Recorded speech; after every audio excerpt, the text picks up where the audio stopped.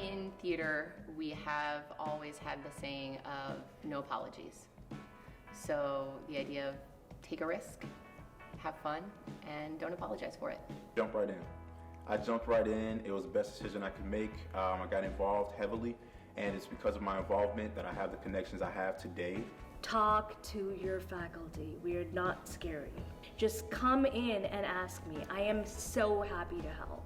Branch out and socialize and get to know people, and also be aware of what resources are around you, because you might not know that there are things there that can actually help you and benefit you. Don't internalize, and also don't catastrophize everything that you can think of, because things will work themselves out, and I think that you can't live too much in the past of what you've done, and you also can't think too far ahead in the future, but to be present in the moment that you're in.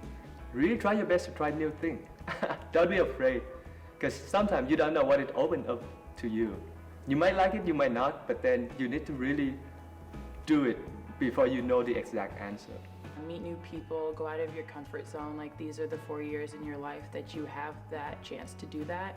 So I think that you really need to step out and just be yourself, and if not, just reinvent yourself. Find somebody that you admire and emulate them. Listen to the upperclassmen, listen to their advice, listen to the experiences that they've had and what they've been able to do to be successful.